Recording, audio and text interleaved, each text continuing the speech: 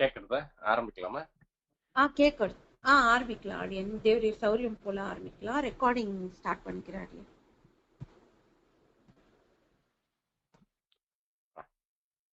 The recording has started. श्रीमान् वेङ्कटनाथार्यः कवितार्किककेसरी वेदान्ताचार्यवर्यो मे सन्निधत्तां सदा हृदि यस्य वाक्कृतिपर्यन्ता यतिराजसरस्वती तस्मै वेदान्तगुरवे भूयो भूयो नमो नमः। विशुद्धविज्ञानघनस्वरूपं विज्ञानविश्राणनबद्धदीक्षं दयानिधिं देहभृतां शरण्यं देवं हयग्रीवमहं प्रपद्ये।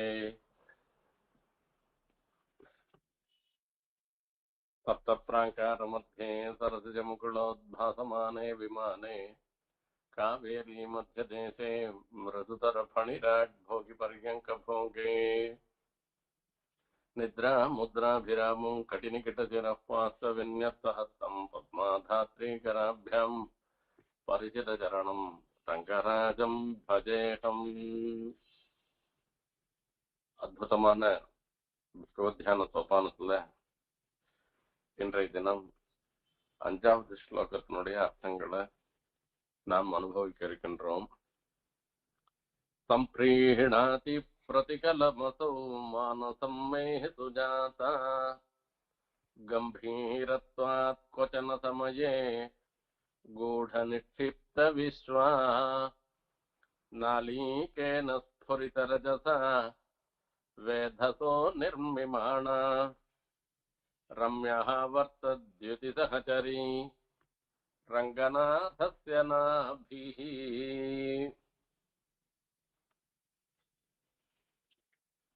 இதுக்கு முன்ன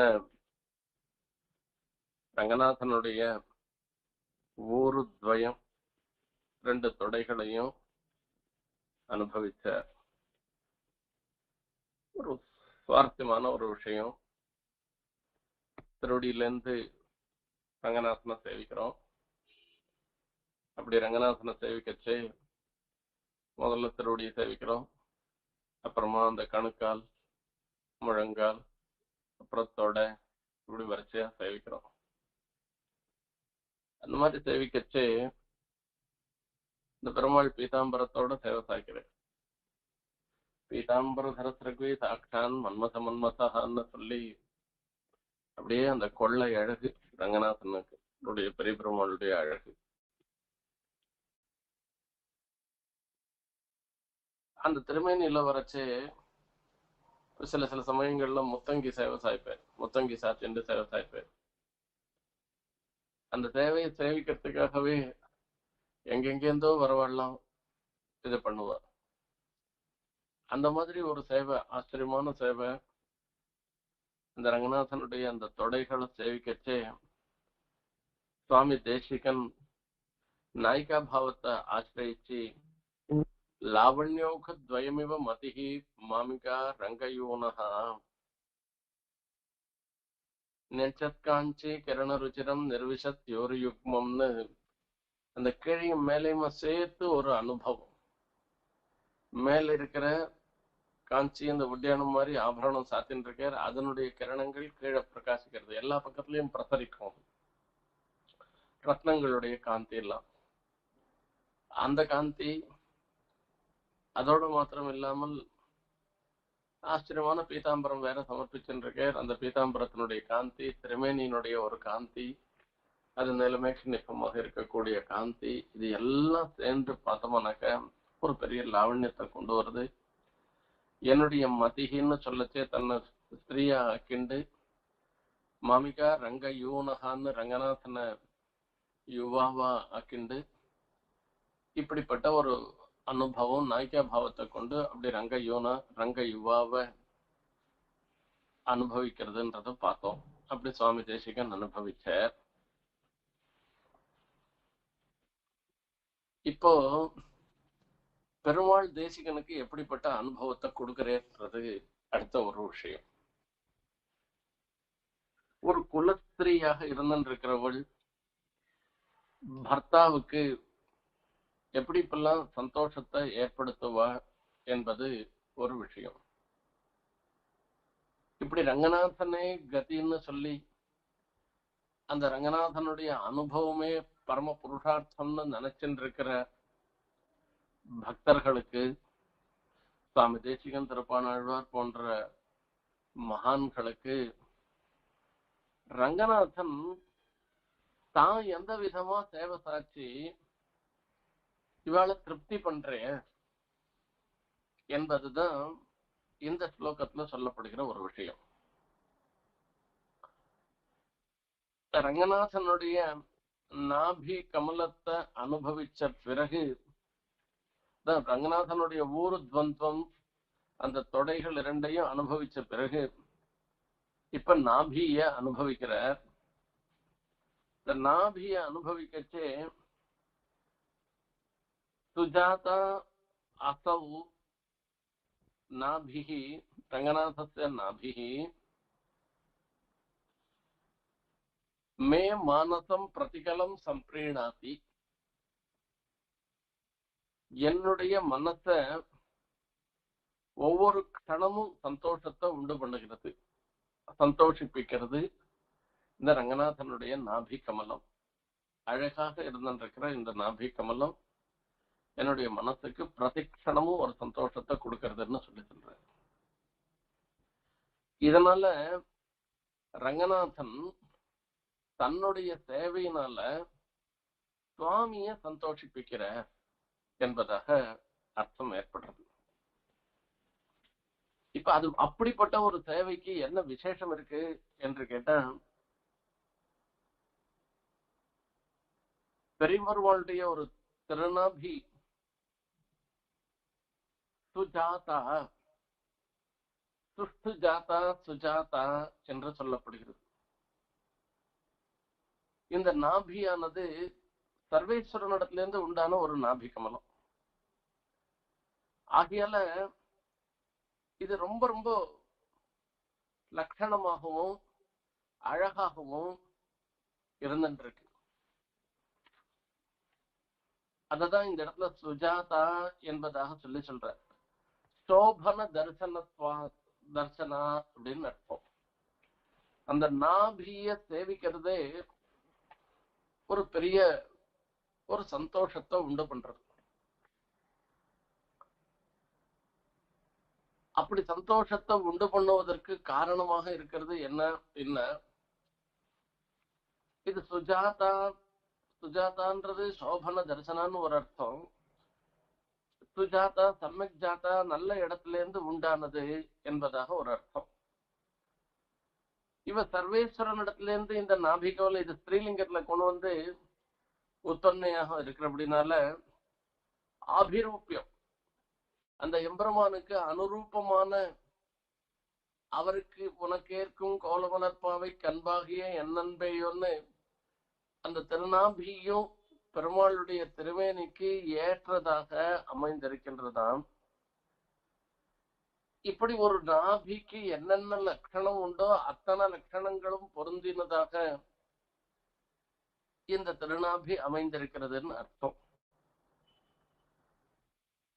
இதுல வியாக்கியானத்திலையும் ஒரு சுவாமி தேசிகனுடைய திருவுள்ளம் எப்படி இருக்குன்றத வியாக்கியானத்துல அருளி செய்கிற.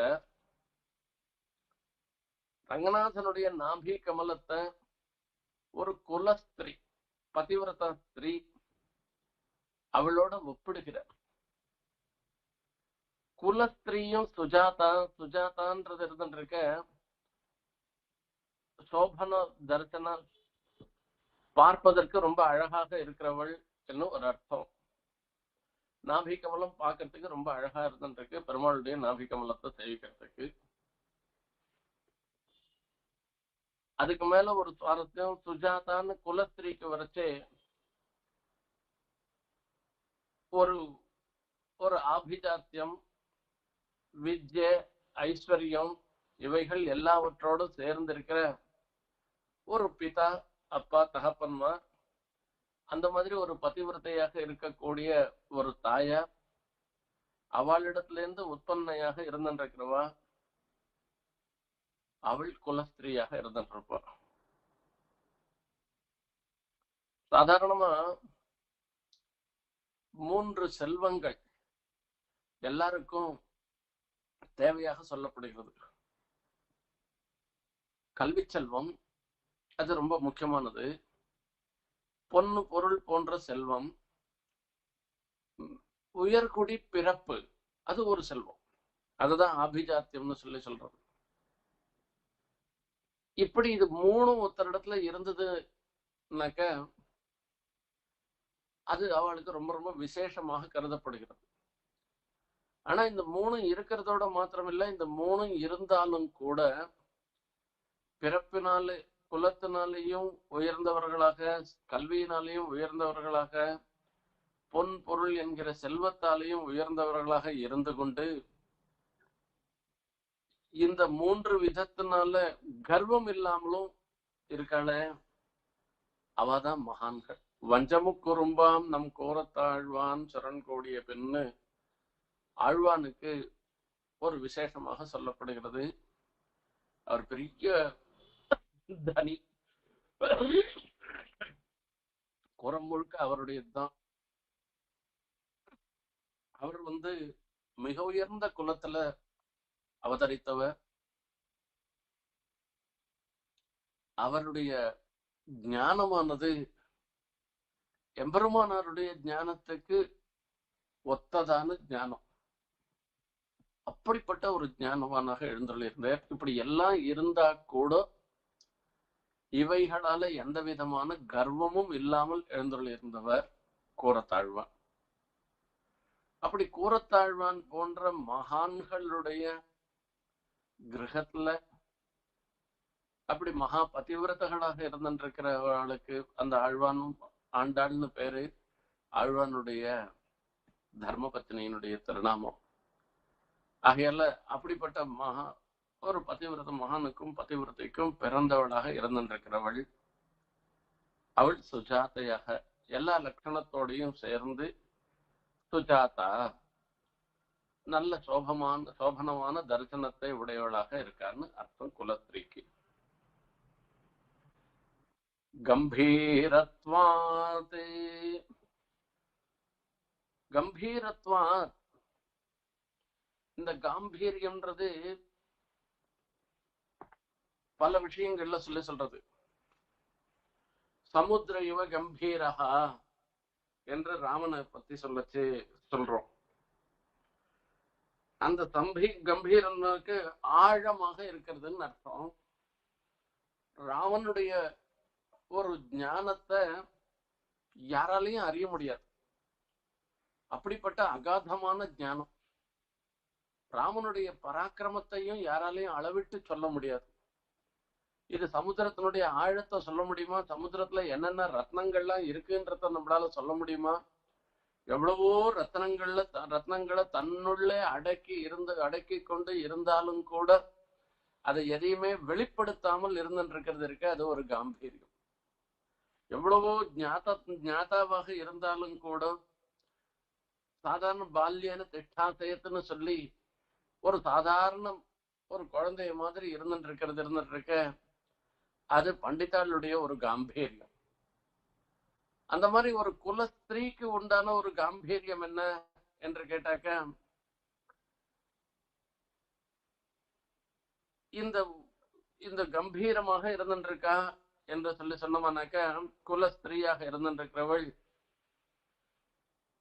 பெண்களுக்கே உண்டான அச்சம், நாணம், மடமை என்றெல்லாம் சொல்லப்பட்ட எல்லா குணங்களையும் உடையவளாக இருந்திருக்கிறது. இதனால காம்பீரியமாக இருந்திருக்கிறதுன்னு அர்த்தம் அதுக்கு. இப்ப இந்த திருநாபி கமலம்ன்றது ஆழமாக இருக்கிறபடினால கம்பீரத்வாத், அந்த கம்பீரத்வாத் வச்சன சமயே கூட நிக்ஷிப்த விஸ்வா, லோகம் மொத்தத்தையும் தன்னுடைய திருநாபிக்குள்ளேயே அடக்கி வச்சிருக்க. நாபிக்குள்ள எல்லாம் இருந்துருக்கான், லோகம் மொத்தம் இருந்துருக்கான். கூடம் நிக்ஷிப்த விஸ்வா, இது மொத்தம் அது உள்ளுக்குள்ள இருக்குன்றது வெளியில இருக்கவாளால யாராலையும் தெரிஞ்சுக்க முடியல.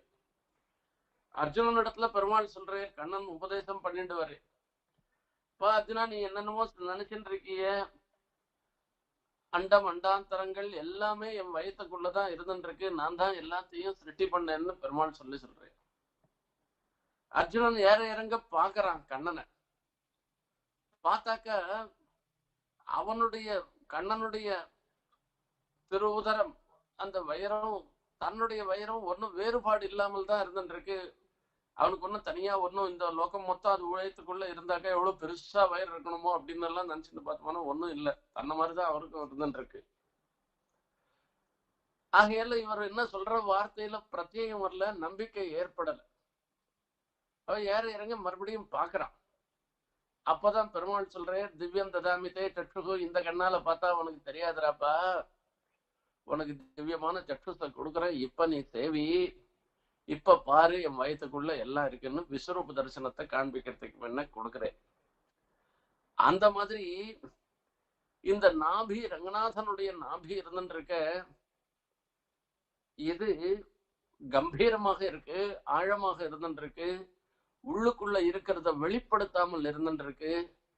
அது எத்தனையோ ரத்னங்களை பொதித்து கொண்டிருக்கிற சமுத்திரம் மாதிரியாக இந்த நாபி கமலத்துக்குள்ள லோகத்துல இருக்கக்கூடிய எல்லா சேத்தனங்களையும் ஒரு சமயத்துல பிரளய காலத்துல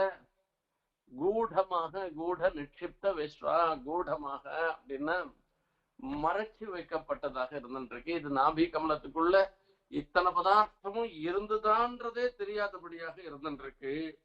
ஆகையால லோகம் மொத்தத்தையும் தனக்குள்ள மறைச்சு வச்சு இருந்ததுன்னு சொன்னார்.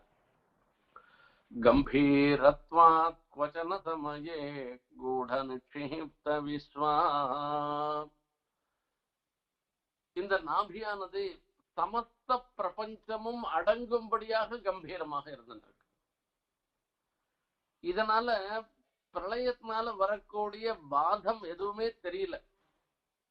எவரும் யாவையும் எல்லா பொருளும் கவர்வின்றி தன்னுள் ஒடுங்க நின்ற ஆழ்வார் மங்களாசாசனம் பண்ற.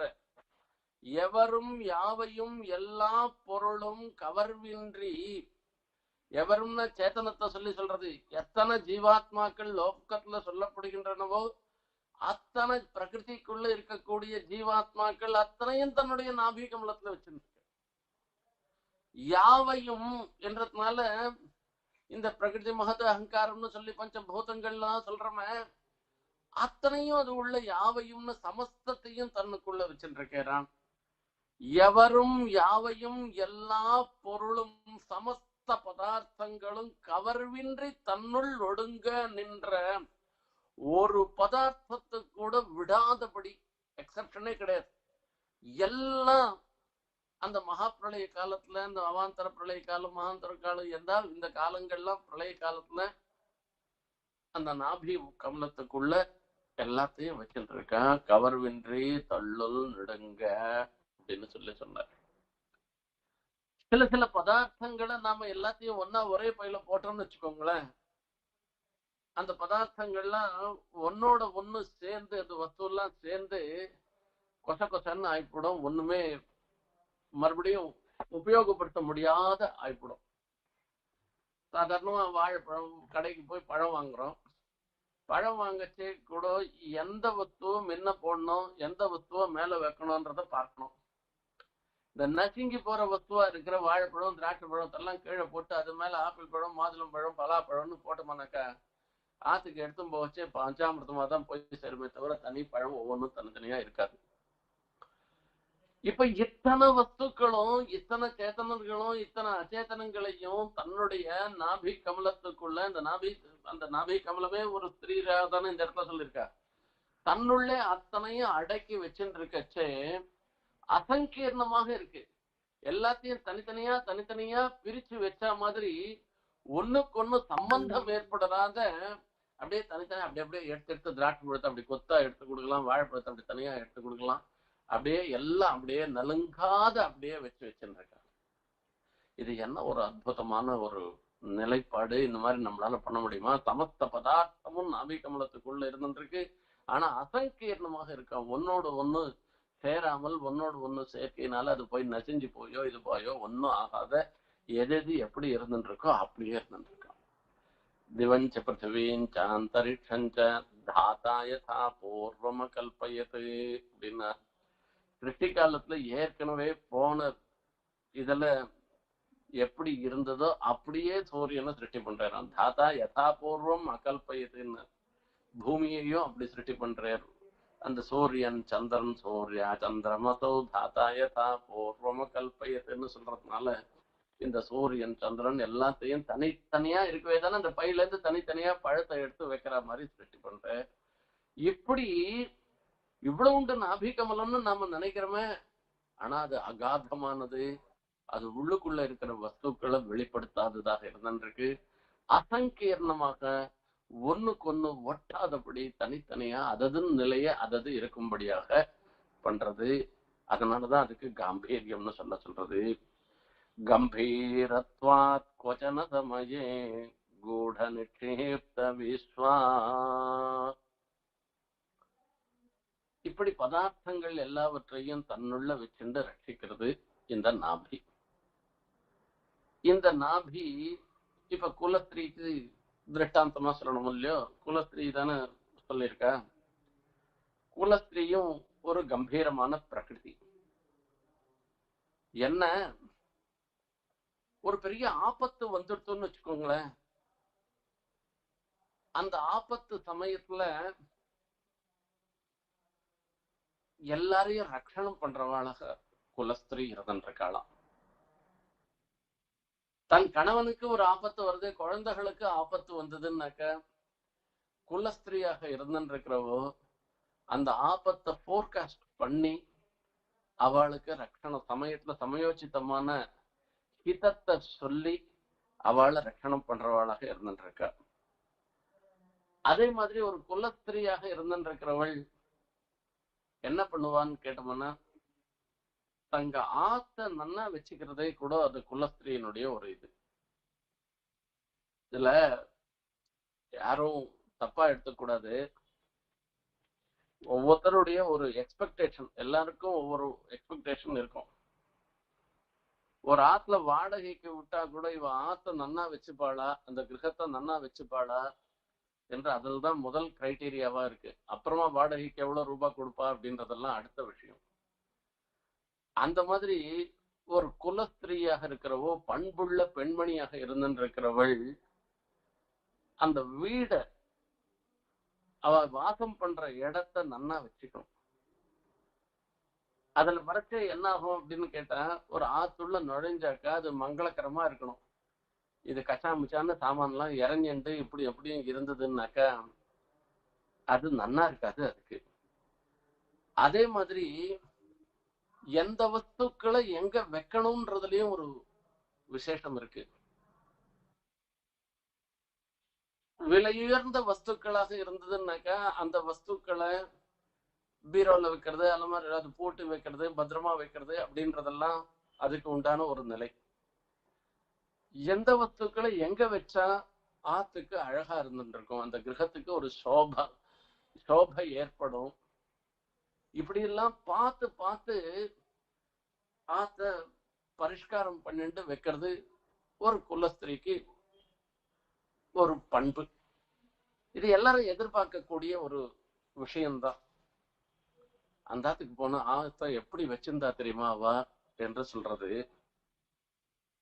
அதே மாதிரி நாம சில சில வஸ்துக்கள்ல ஒரு அஜாகிரதையாக வாசல்ல போட்டு போயிட்டோமானாக்கா அதை யாரோட சோர பாதையினால திருட யாரான திருடி போயிடும், அப்படிலாம் போயிடும்.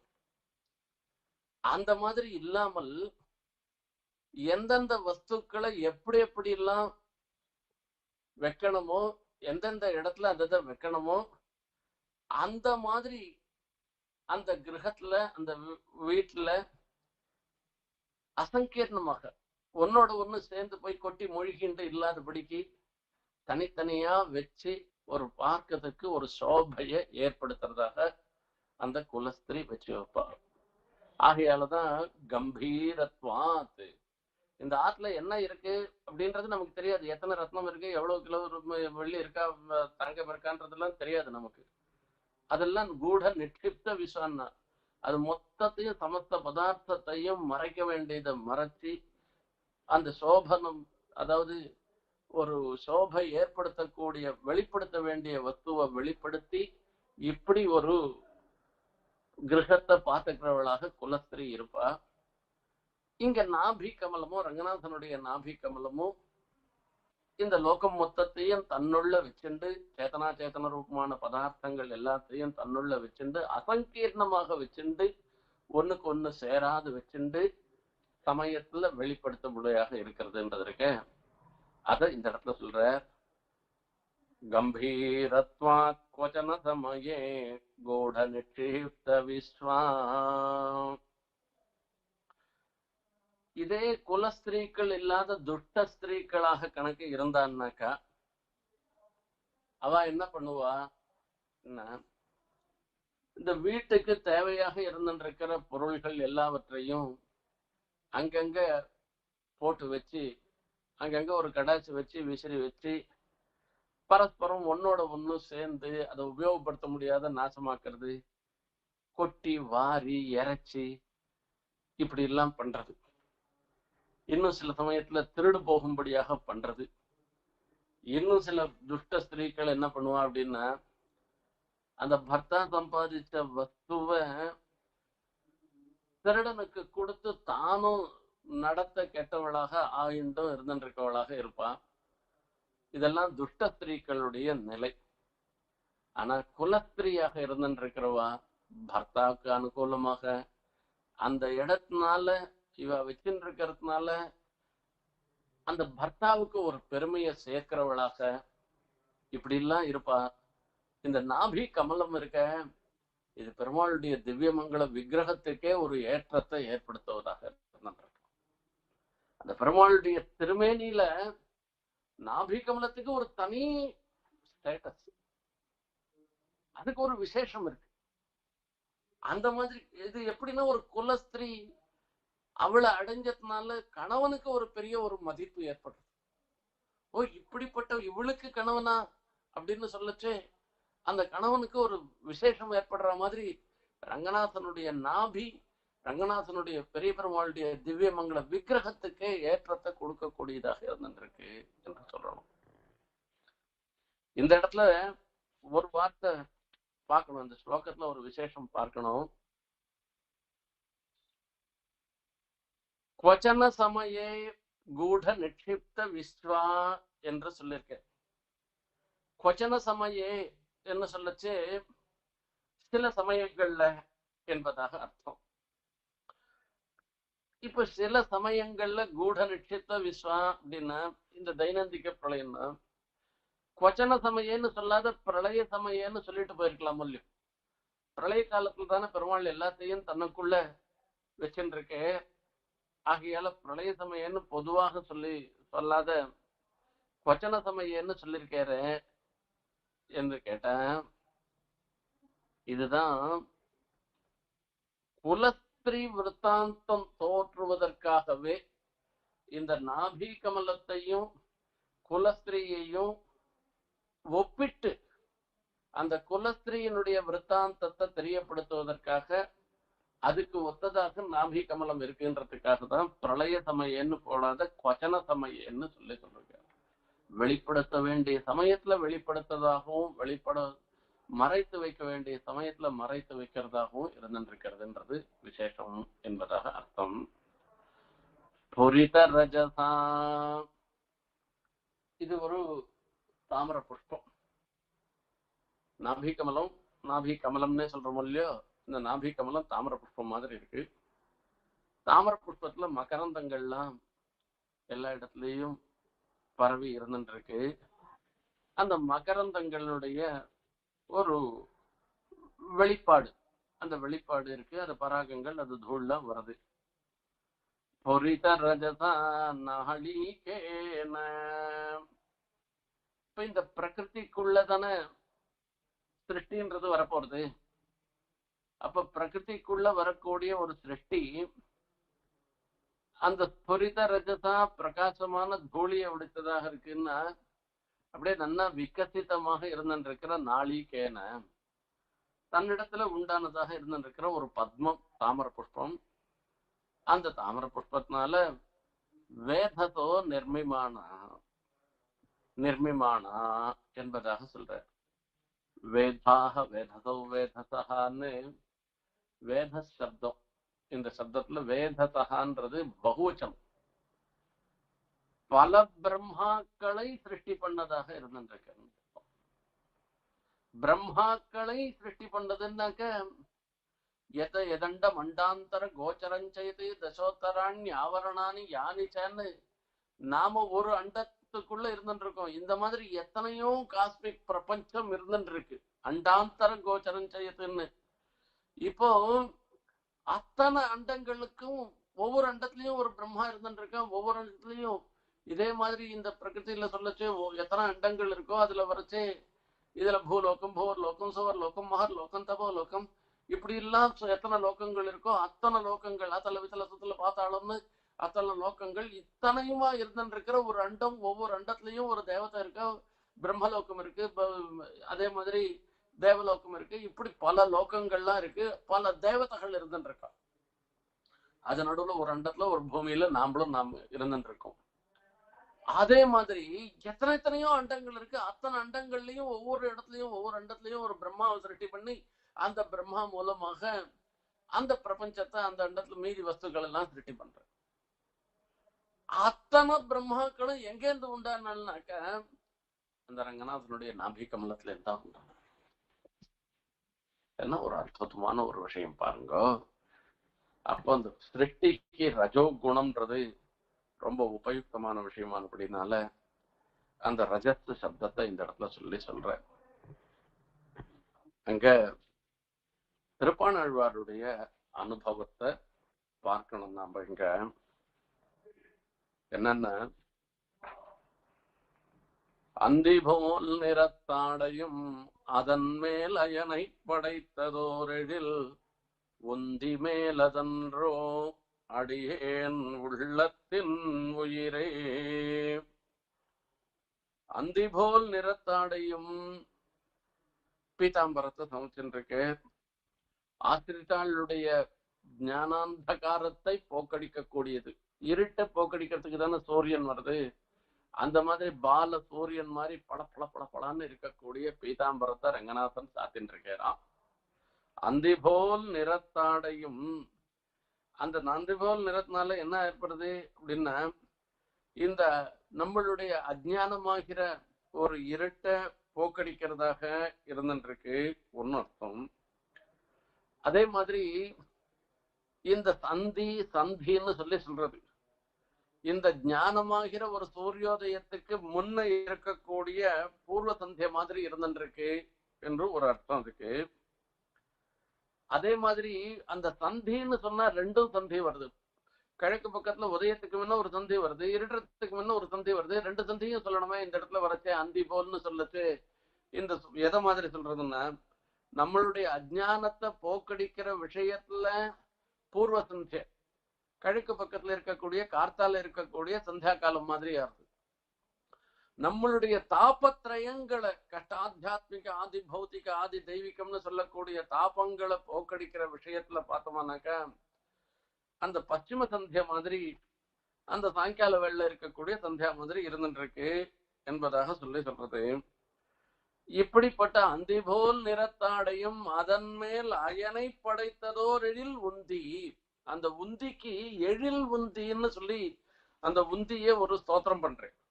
ஆச்சரியமான உந்தி, ரொம்ப அழகாக இருந்துருக்கிறது, பிரகாசமாக இருக்கக்கூடிய அந்தி உந்தி என்பதாக அர்த்தம். அது அப்போ அது எழிலோட இருந்துருக்கிறதுன்னா இதுக்குன்னு ஒரு தனி ஒரு பிரகாசம்.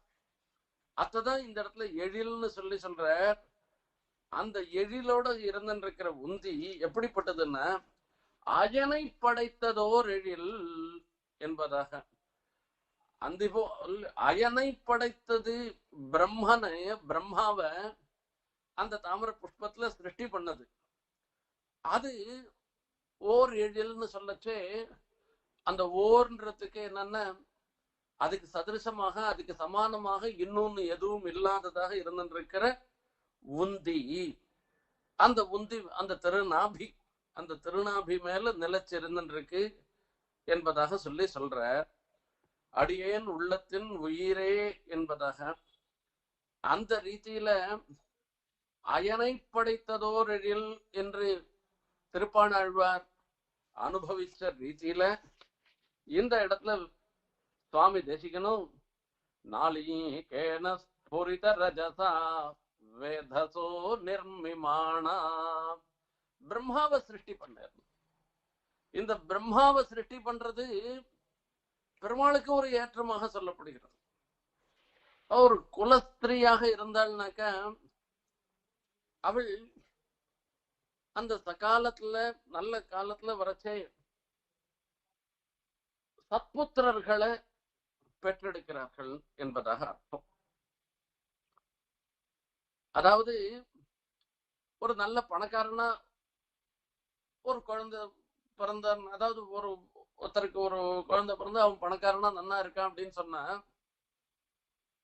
அவன் அம்மாவை சொல்லச்சு குபேரனை பெற்றெடுத்திருக்காப்பா அவ அம்மா அப்படின்னு சொல்லுவா. ஒரு புத்திமான ஒரு பையன் கணக்கு இருந்தான்னாக்கா அவனை பார்த்து சொல்லச்சு அவ அம்மாவை தான் சொல்லுவா. அவ அம்மா எப்படிப்பட்ட குழந்தைய பெற்றெடுத்திருக்கான் பாரு, பிரகஸ்பதி துல்லியனா ஒரு குழந்தைய பெற்றெடுத்திருக்கான்னு அவளை சொல்லுவா.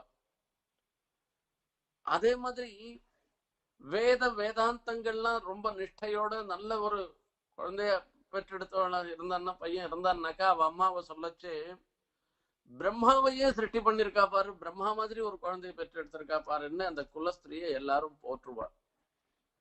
இப்ப சாட்சாத் பிரம்மாவையே சிருஷ்டி பண்ணிருக்க இந்த நாபி கமலத்துல இருந்தான் சிருஷ்டி ஆயிருக்கு. கௌசல்யா சுப்ரஜா ராம பூர்வா சந்தியா பிரவர்த்ததே உத்திஷ்ட நரசார்தூல கர்த்தவியம் தெய்வமான்னிகம். கௌசல்யா சுப்ரஜா ராமன்னு சொல்றேன். என்ன ஏன் தசரதனுடைய பிள்ளைன்னு சொல்லக்கூடாதா? கௌசல்யுடைய பொண்ணுன்னு பிள்ளை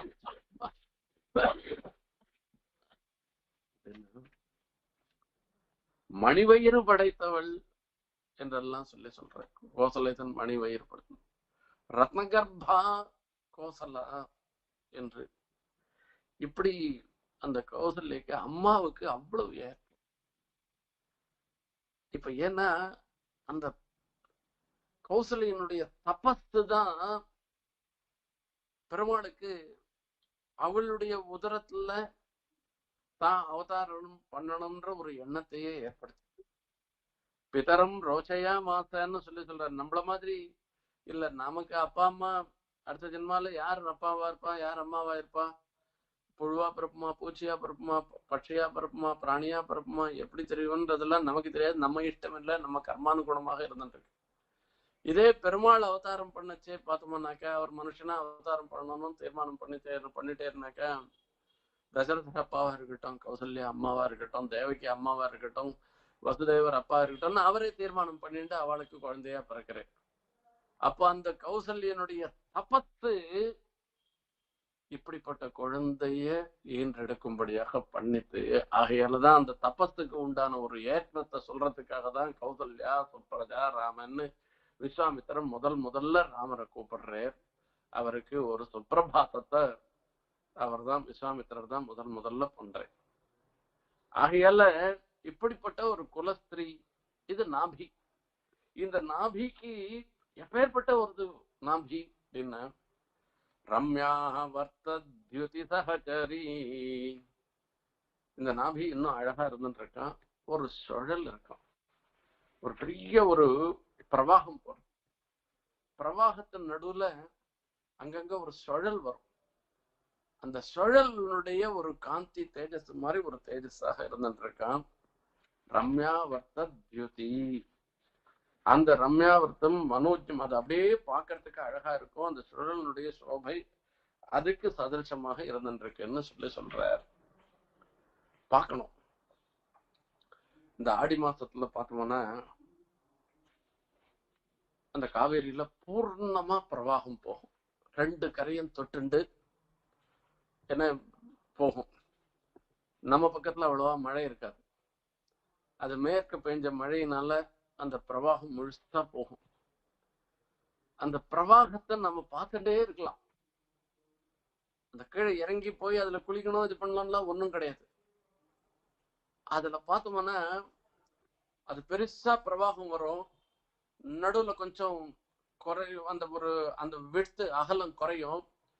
குறையிற இடத்துல அது வேற வரைச்சே அது என்ன ஆகும்னாக்கா, இது வேகமா வருதோ இல்லையோ, இந்த ஜலம் இப்படி பின்னாடி போயிட்டு மறுபடியும் அப்படி எதிர்த்தண்டு வரும். அந்த எதிர்த்தண்டு வரைச்சே ஒரு பெரிய சுழல் வரும், நடுவுல ஒரு சுழல் வரும். அந்த சுழல் பாக்குறதுக்கு அவ்வளவு அழகா இருக்கும். இது வாயெல்லாம் சொல்லிடலாம் அது வர்ணிக்க முடியாது, நேர போய் பார்க்கணும். அப்படி பார்த்தாதான் அது தெரியும். அங்கங்க ஒரு பெரிய பிரவாகத்துல ஒரு சுழல் மாதிரி ரங்கநாதனுடைய நாபி இருந்துருக்க. அது ரம்யாக வர்த்த தியுதிஷபலிதா. அந்த ரங்கநாதத்தை நாபிகி, இந்த ரங்கநாதனுடைய நாபியானது அப்படி இருந்துருக்கு. தியுதி சகச்சரி ரங்கநாதத்தை நாபிகி, ரங்கநாதனுடைய நாபி அப்படின்னு சொன்ன. இப்போ நாபிக்கு ஒரு விசேஷம் சொல்ற. இந்த நாபி கமலத்துக்கு ஒரு விசேஷம். சாதாரண தாமரை புஷ்பம் மாதிரி இது இல்ல, இது பெருமாளுடைய திருமேனியிலிருந்து ஏற்படுற ஒரு நாபி கமலமாக இருக்கிறபடினால இந்த நாபி கமலத்துக்கு ஒரு விசேஷம் இருந்துருக்கு. சுவாமி தேசிகன் புருஷார்த்த காஷ்டாதிகாரத்துல சாதிக்கிற, நாதேன ஸ்திரணமன்யதன்யதபிவா தன்னாபிநாலீகினி நாலீக ஸ்பிருகணீய சௌரபமுசா வாசான யாச்சாமஹே சுத்தானாம் துலபேமஹி ஸ்திரதியாம் சுத்தாந்த சித்தாந்தினாம் முக்தைஸ்வர்யதின பிரபாத சமயா சத்தியம் பிரசத்தியம் முஹு. இப்ப நான் ரங்கநாதத்துல போய் சேவிக்கிறோம், சேவிச்ச உடனே எதனா பிரார்த்தனை பண்ணாக்க, இது வேணுமா அது வேணுமா, ரங்கநாதம் உனக்கு என்ன வேணுமோ அதை நான் கொடுக்கறதுக்கு தாண்டாப்பா நான் இங்க படுத்துன்னு இருக்கேன்னு சொல்றேன். சுவாமி தேசிகன் சாதிக்கிறேன், நான் போய் ரங்கநாதன் இடத்துல போய் நான் இதெல்லாம் கேட்க மாட்டேன். என்ன கேட்கணும்? நாதேன திருணம், இது திருணம் புல்லு மாதிரி இருந்துருக்கு. இந்த லோக்கத்துல நான் பெரிய பணக்காரனா வரணும், பெரிய புகழோட இருக்கணும்னு எல்லாம் இதெல்லாம் கேட்கறது இருந்துருக்கு. இந்த லோக்கத்துல கேட்கக்கூடிய ஐஸ்வர்யம் இருக்கே, இந்த திருணத்தை நான் கேட்க மாட்டேன். அந்நது இந்திராதி பதங்கள் அதையும் நான் கேட்க மாட்டேன். அந்நது பிரம்ம பதம் அதையும் நான் கேட்க மாட்டேன். இல்ல கைவல்யத்தையும் நான் கேட்க மாட்டேன். இப்ப என்னுடைய வாக்கு எப்பேற்பட்ட வாக்கு தெரியுமா என்று சொன்னார். ரங்கநாதனுக்கு ஏற்றம் எல்லா பலத்தையும் கொடுக்கிறவர்னு சொல்றேன். என்னுடைய வாக்கு என்ன குறைஞ்சு போச்சான்னு நான் சுவாமி தேசிகன் சாதிக்கிற வாக்கு. தன்னாபிநாலீகினி நாலீக ஸ்பிருகணீய சௌரபமுசா வாசான யாச்சாமஹே. தன்னாபிநாலீகினி, தன்னாபி அந்த ரங்கநாதனுடைய நாபி கமலத்துல அந்த எம்பெருமானுடைய திருவந்தியாக தாமரை பொய்கை, அந்த அதுவே ஒரு தாமரை பொய்கையாக இருந்துருக்கு. அதுல இருந்து உண்டான தாமரை நாலீக ஸ்பிருகணீய, அது பார்த்தாலே அப்படியே சந்தோஷமா இருந்துட்டு இருக்கும். அந்த தாமரை அதனுடைய வாசனை எப்படி இருக்குமோ அப்படிப்பட்ட வாசனையை உடைத்தானதாக இருந்துருக்கு என்னுடைய வாக்கு. இந்த வாக்கை கொண்டு கேவலம் இந்த லோகத்துல பெறக்கூடிய ஐஸ்வர்யத்தையோ இல்ல இந்திராதி பதவியோ பிரம்ம பதவியோ கைவல்யத்தையோ போய் கேட்கலாமா? நான் கேட்க மாட்டேன் என்பதான் சொல்றேன்னா யாச்சாமஹே. அப்போ என்ன சொல்றார் அப்படின்னா, சுத்தானாம் ஸ்திரதியாம் சுத்தாந்த சித்தாந்தினாம். சுத்தாந்த சித்தாந்தின்னு சொல்லி அந்த இடத்துலயும் சொல்ற. சுத்தாந்த சித்தாந்தின்னா அந்தப்புறத்துல இருந்துட்டு இருக்கிற ஸ்திரீகள், அந்த பர்த்தாவாக இருக்கிற ராஜாவை தவிர வேற யாரையும் நினைக்காத கற்புடையவர்களாக அந்த ஸ்திரீகள். அப்படிப்பட்ட அந்த பாகவத்துல முக்தைஸ்வர்ய தின பிரபாத சமயா சத்தியம் லபேமகின்னு நமக்கு முக்தைஸ்வரியம் பெற போறது அதுக்கு முன்னதாக இருந்துருக்கிற காலை பொழுது வந்ததுன்றது நாம நினைக்கிறோம்னு சொல்லி அந்த இடத்துல சொல்றேன். இங்கேயும் குலஸ்திரீயாக இருந்துருக்கிறவள் இவ எதை ரம்யாவர்த்த தித்யபலிதான்னு சொல்லச்சு ரம்யமாக சொல்றது, குலஸ்திரீயாக சொல்ல தியுதி சகச்சரின்னு சொல்லச்சு. இங்க குலஸ்திரீக்கு ரம்மையாக அவளோட ரொம்ப அழகா பழக்கூடிய சகியோட சேர்ந்து கொண்டிருப்பவன் அர்த்தம். அதாவது சகி சகிக்கு ரம்யமாக இருக்கிறதுனா சாத்விகமாக இருக்கிறது, நல்ல ஒத்த கருத்தோட இருந்துட்டு இப்படிப்பட்ட ஒரு நிலை. ரம்யாவர்த்த சதிருஷி நாபிகி அப்படின்னு சொன்னதுனால இந்த குலஸ்திரீ விற்த்தாந்தமும் இந்த இடத்துல சொன்னதாக ஆறுது. ஆகையால இந்த சாத்விகமாக இருக்கக்கூடிய பெண்களோட சேர்ந்தவளாக குலஸ்திரீ இருப்பாள். இங்க ஸ்ரீரங்கத்துல ரங்கநாதனாக எழுந்தருள் இருக்காரு இல்லையோ, அவனுடைய நாத சப்தத்துக்கு ஐஸ்வர்யவான்னு ஒரு அர்த்தம் இருக்கு. அப்படிப்பட்ட அந்த நாபியானது, ரங்கநாதனுடைய திருநாபியானது மே அப்படின்னு சொல்லச்சு என்னுடையன்னு சொல்ற. இதுல என்னன்னா ரொம்ப தரித்திரம். என்னால பெருமாளை தேசிகன் மாதிரி ஸ்தோத்திரம் பண்ண முடியுமா? இல்ல திருப்பான ஆழ்வார் மாதிரி தான் ஸ்தோத்திரம் பண்ண முடியுமா? மீதி ஆழ்வார்கள் மாதிரி தான் ரங்கநாதனை நான் ஸ்தோத்திரம் பண்ண முடியுமா? குழலழகர், வாயழகர், கொப்பூழழகர் என்றெல்லாம் சொல்லி ஆண்டாள் மாதிரிதான் என்னால ஸ்தோத்திரம் பண்ண முடியுமா ரங்கநாதனை? நான் எப்படி நான் ஸ்தோத்திரம் பண்ண முடியும்? எனக்கு ஒண்ணுமே தெரியாத. நான் ரங்கநாதன் எதிர போய் நான் நிந்தன்னாக்கா எனக்கு ஒண்ணும் தெரியல. அங்க இருக்கிற அர்ச்சக சுவாமி சொல்லணும் திருவடி சேவிங்கோ அப்படின்னு சொல்லணும், திருநாபி சேவிங்கோ, திருமுக மண்டலம் சேவிங்கோ, திருக்கண்களை சேவிங்கோ, அங்க சாத்தின் இருக்கிற திரு அபிஷேகத்தை சேவிங்கன்னு சொன்ன பிற்பாவோ இதுல இப்படி விசேஷமான்னு சொன்ன பிற்பாடுதான் எனக்கு தெரியும். எனக்கு என்ன தெரியும்? எனக்கு ஒண்ணுமே தெரியாதவனா இருந்துருக்கிற மே எனக்கு அப்படின்னு அர்த்தம். பரம தரித்திரன். நான் என்ன பெரிய ஜாதாவா? ஒண்ணும் இல்லை. இல்ல பெரிய செல்வந்தனா? அதுவும் இல்லை. எதுவுமே இல்லாதவனாக இருந்திருக்கிற எனக்கும் கூட மானசம் பிரதிகலம் சம்பிரீணாதி, என்னுடைய மனச ஒவ்வொரு கணத்திலையும் சந்தோஷத்தை உண்டு பண்ணுகிறது அந்த ரங்கநாதனுடைய நாபியை சேவிச்சமான ரங்கநாதனுடைய திறமை. நீ அந்த திவ்ய மங்கள விக்கிரகத்தை நாபி கமலத்தை சேவிச்ச மாத்திரம்னால ஒவ்வொரு நிமிஷமும் சந்தோஷத்தை ஏண்டு பண்றதுன்னு சொல்ற. இப்ப பர்திருஸ்தானத்துல தேசிகன் இருந்துருக்கு, குலஸ்திரீ ஸ்தானத்துல ரங்கநாதனுடைய நாபி இருந்துருக்கு. குலஸ்திரியாக இருக்கிறவன் கணவன் படித்தவனாகவோ, அதாவது பெரிய பணக்காரனாக இல்லைன்னாலும், படிக்காதவனாக இருந்தாலும், பெரிய படிச்சவனாக இல்லாத போனாலும், எப்படி இருந்தாலும் அந்த பர்த்தாவை சந்தோஷிப்பிக்கிறதுன்றது குலஸ்திரியினுடைய ஒரு பண்பு. வெறும் தரித்திரனாக இருக்கக்கூடிய பர்த்தாவா இருந்தா கூட அவனுக்கு எந்த குறையும் வைக்க மாட்டா. அவனிடத்துல ஒரு பகுமதியோட கௌரவத்தோட தான் நடந்து கொள்வா. அந்த மாதிரி ரங்கநாதனுடைய நாபி, இவன் யாரா, இவனுக்கு என்னத்துக்குடா நம்ம சந்தோஷத்தை உண்டு பண்ணோம்னு நினைக்காத, தரித்திர பர்த்தா ஸ்தானத்துல இருந்துருக்கிற நமக்கும் கூட சந்தோஷத்தை ஏற்படுத்துவா. நம்மளிடத்துலயும் அத்தியந்த பகுமதியோட கூட இவன் நம்மளிடத்துல இவ்வளவு பிரீத்தி வச்சுருக்கான், இவனை நாம சந்தோஷிப்பிக்கணும்னு சொல்லிட்டு அவ ஈஸ்வரனிடத்துல இருந்து உற்பத்தியாக இருந்தாலும் கூட நம்மள மாதிரி இருக்கிறவாளையும் சந்தோஷிக்கிறதுனால அவள் ரங்கநாதத்தை நாபிகி ரம்யா வருஷத்யுதி சகச்சரி ரங்கநாதத்தை நாபிகி. இப்ப என்னிடத்துல எனக்கு ஒரு மானசம் மே பிரதிகலம் அசௌ சம்பிரீணாதி, மே மானசம் பிரதிகலம் ஒவ்வொரு கணமும் சம்பிரீணாதி, சந்தோஷத்தை உண்டு பண்ணுகிறாள். அந்த ஒரு வஸ்துல ஒவ்வொரு க்ஷணமும் சந்தோஷம் உண்டாருதுன்னாக்கா என்ன வரும், எப்ப வரும்னு சொல்லணும். அலுப்பு தட்டாமல் இருந்தாதான் அந்த வஸ்து ஒவ்வொரு க்ஷணத்திலையும் சந்தோஷத்தை ஏற்படுத்தும்னு சொல்லணும். லோகத்துல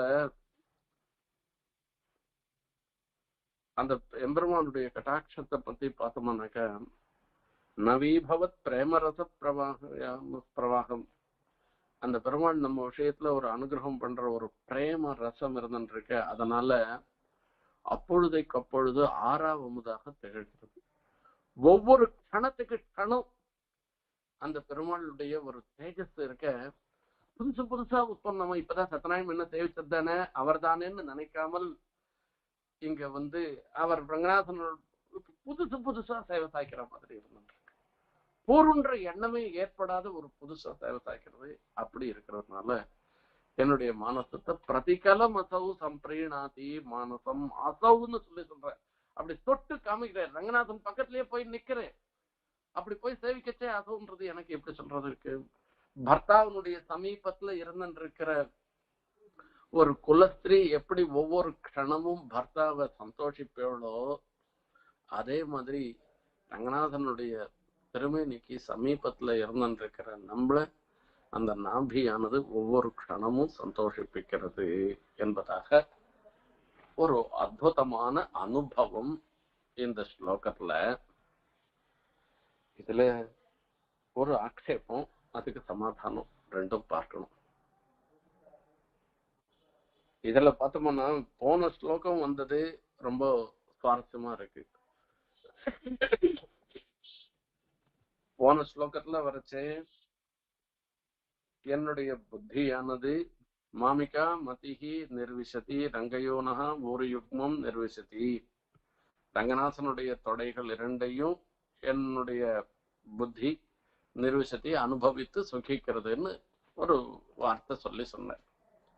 இது நாயிகா பாவத்தை மதிஹின்னு ஸ்ரீலிங்கத்துல சொல்லி நாயிகா பாவத்தை ஆசிரியிச்சு அந்த ரங்கநாதன் நாயகனாக இருந்து நமக்கு சந்தோஷத்தை கொடுக்குறதுல ஒன்றும் தப்பில்லை. என்ன சேஷபாவம்ன்றது ஸ்திரீக்கு இருக்கு, சேஷியாக பெருமாள் எழுந்தொள்ளிருக்காருன்னு சொல்லி சொல்றாரு. இந்த இடத்துல பார்த்தோம்னா பெருமாளுடைய நாபிய குலஸ்திரீ ஆக்கி சேஷியாக நம்மள தேசிகனை ஆக்கிக்கிறது, அதை சேவிக்கிறவாளை ஆக்கிக்கிறதுனாக்கா இது விபரீதமா இருந்துட்டு இருக்க என்ன கேட்டா வாஸ்தவம். ஆனா பெருமாளுடைய ஒரு நிலைப்பாடு என்னன்னு கேட்டோம்னாக்கா அத்தியந்த பிரீத்திமானாக இருந்துருக்கிறவாள் விஷயத்துல பெருமாள் எதுவான செய்யறதுக்கு சித்தமாக இருந்துருக்காரு. இப்ப தூது போனதோ பேரோ ஓட்டினதோ இது எல்லாம் என்ன, இது சேஷியினுடைய காரியமா சேஷனுடைய காரியம் தானே அப்படின்னா, பெருமாள் ஒரு நிலைக்கு மேல தன்னையே நினைச்சுட்டு இருக்கிற பக்தாள் விஷயத்துல அந்த சேஷி பாவத்துல இருக்கக்கூடிய புரோட்டோக்கால் எதையுமே அவர் பார்க்கறது இல்லையோ. இப்படி நம்ம ரங்கநாதன் இடத்துல ஒரு பிரீத்தியோட பக்தியோட இருந்துருக்கிற சுவாமி தேசிகனுக்கு அவரை உகப்பிக்கிறது தன்னுடைய ஒரு கர்த்தவியம்னு பெருமாள் நினைக்கிறார். அந்த பெருமாள் நினைக்கிறதுனால இப்படிப்பட்ட நாபியனுடைய அழக நமக்கு காண்பிச்சு நம்மள அவர் விஷயத்துல ஈடுபடுத்துறார் என்று ஒரு அர்த்தம். இதே விஷயத்துல குலஸ்திரியும் கூட அத்தியந்த சந்நிகிதமான ஸ்தலத்துல வரைச்சே இந்த சேஷி பாவம்லாம் பார்க்கறது கிடையாது. அவளும் இவாளை சந்தோஷப்படுத்துறதுன்றதெல்லாம் உபயத்துல இருந்துருக்கு. அந்த ரீதியில இங்கேயும் அற்புதமாக இந்த நாபி கமலம் நம் போன்ற அதி தரித்திரர்களாக ஞான சூன்யர்களாக இருந்திருக்கிறவர்களையும் கூட சந்தோஷப்படுத்துவதாக அமைந்திருக்கின்றது. இப்படிப்பட்ட ஒரு பாக்கிய விசேஷம் இந்த ரங்கநாதனுடைய நாபி கமலத்துல சேவிக்கிறதுனால ஏற்படுறதுன்னு இந்த ஸ்லோகம் மூலமாக தெரிவிக்கிறார். இதுல இருந்து நமக்கு ஒரு விஷயம் தெரியுது. நாம உண்மையான பக்தியோட ரங்கநாதனை கணக்கு நாம அணுகினோமானா பெருமாள் எவ்வளவு கீழே வந்தும் கூட நம்மளை அனுகிரகிப்பேர் என்கிற ஒரு விஷயம். அதுல ஒன்றும் சந்தேகமே வேண்டாம். பெருமாள் நமக்கு அப்படி அனுகிரகிப்பேர். அந்த அனுகிரகத்தை தான் எப்பவும் நாம் விரும்புகிறோம். அந்த பெருமாள் கட்டாயம் மகா விசுவாசத்தோட அந்த ரங்கநாதனை சேவிச்சோம்னா கட்டாயம் நமக்கு அனுகிரகம் பண்ணுவேன். அந்த அனுகிரகத்தை மீண்டும் மீண்டும் பிரார்த்திச்சென்று இந்த உபன்யாசத்தை நிறைவு செய்கிறேன். சம்பிரீணாதி பிரதிகலமசோ மானசம் மே சுஜாதா गंभीरत्वात् क्वचन समये गूढ़ निक्षिप्त विश्वा नालीकेन स्फुरित रजसा वेधसो निर्मिमाणा रम्यः वर्तद्युति सहचरी रंगनाथस्य नाभिः। कवितार्किक सिंहाय कल्याण गुणशालिने श्रीमते वेंकटेशाय वेदांत गुरवे नमः। This